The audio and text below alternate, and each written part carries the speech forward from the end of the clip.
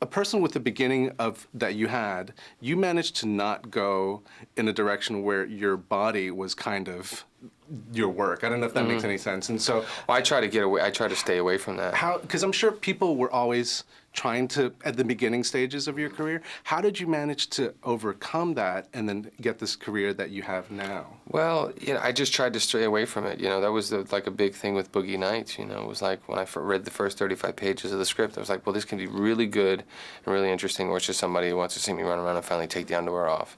And after meeting Paul Thomas Anderson, thankfully, that wasn't what he wanted. And the same thing went for Tim Burton. We never talked about it because I didn't want to bring it up. But when he asked me to be in Planet of the Apes, I said, wait a second.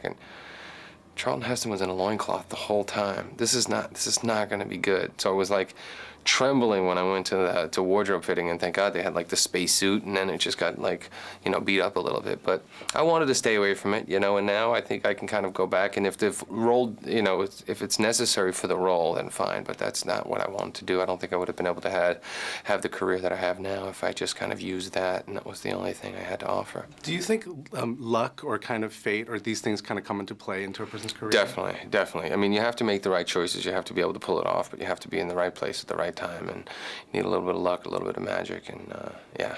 And so a lot goes into it. If people who saw potential in the beginning stages, and now you have the power to kind of look at the next generation and stuff, do you use that power for good? I mean, like what? Of course. Well, that's why I love producing. To put it together Entourage, and to give Jeremy Piven and Kevin Dillon and guys like that a place to really kind of flex their muscles and show their abilities.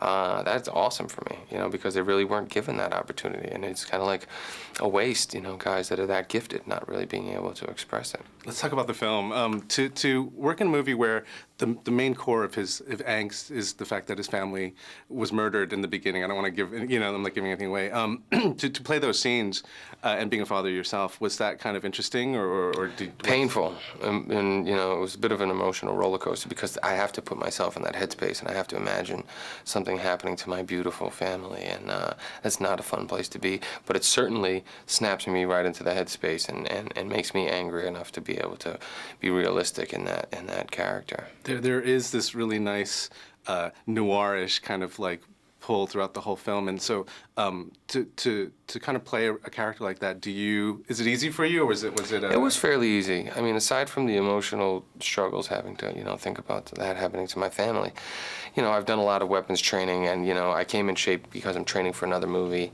So yeah, I read the script and I was like, wow, I can do this. I immediately started reading it from Max's point of view, and it was like fun time. Visually, it's totally different from a lot of other movies that are out there. So was that one of the main reasons why you wanted to take on something? Yeah, I didn't know how visually stunning it was going to be. I mean, John is a very special and gifted guy, and once we kind of agreed on where this character should be coming from, I was kind of doing my thing and he was kind of doing his thing. And then when I saw it, I was like, wow!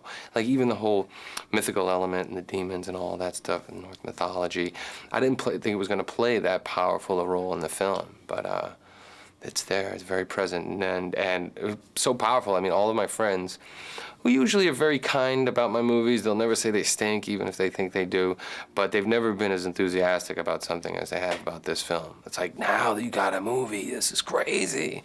Especially when the demon pulls that guy out of the window. The kind of fan base that this Max Payne video game even has, have you talked to the fans of the video game, and what's the kind of response that? I haven't really. Went to Comic-Con, and the response was overwhelming, and people, pointed out to me that people blog all the time and kind of weigh their opinions, and so I was curious to see what people thought, but people thought that I was the right guy for the part and that I could pull it off, and I have a lot of real life experience and a pretty dark background, so that they felt confident in me pulling it off. And we were definitely focused on making sure that they were happy and also bringing it to another level. I think they will be happy. Thank you very much. Thank you. I appreciate it. Nice to talk to you again.